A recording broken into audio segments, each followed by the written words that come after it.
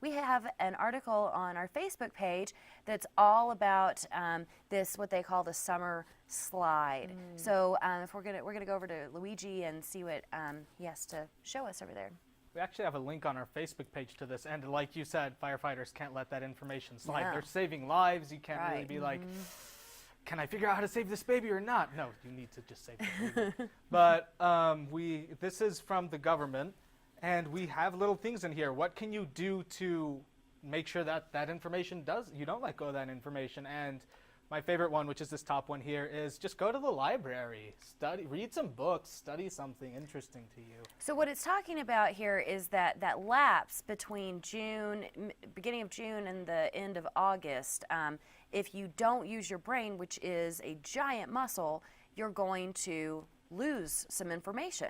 It's also part of the reason why older people start to forget things as they get older, because a lot of people, when they get older, they stop learning things. They stop reading books. They're not going to school anymore. They're not exercising that muscle. And it would be just like if your favorite athlete in the off season did nothing that entire time and just sat around. When they came back to the regular season, they wouldn't be very good at Maybe that's why the job. Broncos lost the Super Bowl too soon. I'm sorry. It might have been. Too soon. It might have been. So again, what other things does it say on there that you can do? I mean, for younger children, just for the parents watching, just read a book with them every once in a while. There's a lot of things. Just go outside and play every once in a while, too. I mean, we spend so much time on our phones nowadays, just kind of messing around on Facebook and Twitter. This is on Facebook, which is a good thing to waste your time on Facebook with. You could go on our page in the summer. There's a suggestion. Yeah. Lots of information on there. Very academic. Another thing on here, speaking of career fairs and jobs, one of them suggests for high school students, just go out there, fix your resume up, come up with something that you can find on your resume. And when you look at your resume and you realize it's a little skimpy, go out and do something that you might actually be able to add on to that resume, make you a much more favorable candidate. Yeah, it doesn't have to be a job. You could do things like volunteering, anything. It doesn't have to be a job. Join a club, a musical group, things like that. Those can also go on your resume. Yeah, learning a hobby, even if it's something like cooking or baking. You may not want to be in a hot kitchen during the hot summer, but we get plenty of rain. You can Eat some pizza. Yeah, exactly. And do some fractions. Do some fractions. You can even, if you're in high school, work on your resume, but also financial aid documents, getting stuff ready for scholarships, researching colleges. Maybe that would be a good time to go visit some colleges since you would have some free time.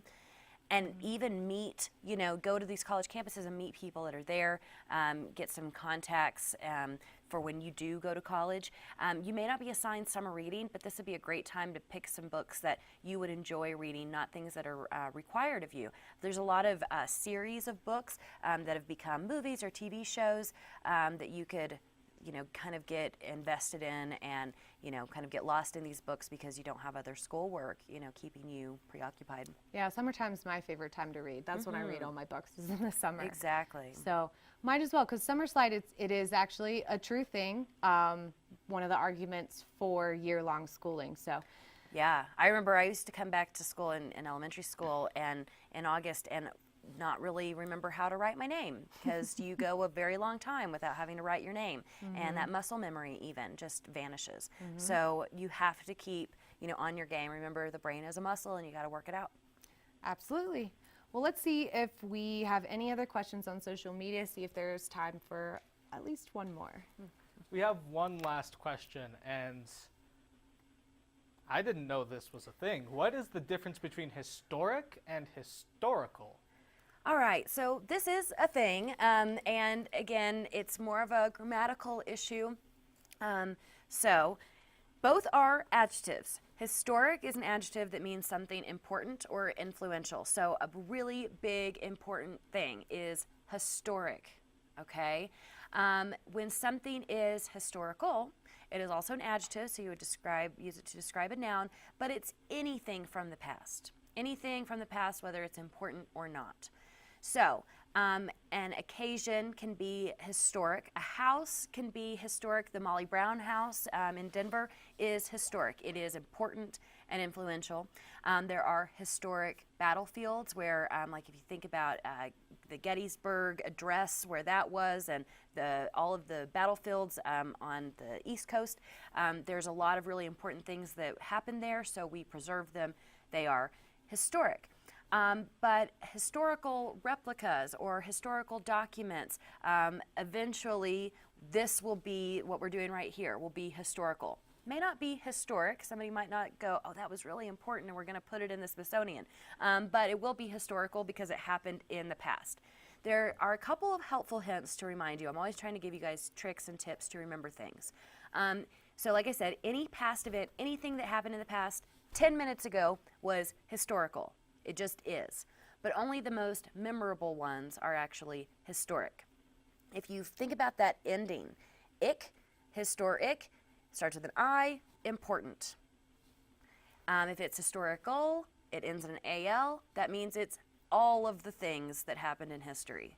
So historic, important, historical, all the things that happened 10 minutes ago or more. So again, not really that big of a deal, but it is kind of specific, and you need to learn, how to use these words correctly. Just remember those hints that I told you. If it's historic, it's important. If it's historical, it all happened in the past.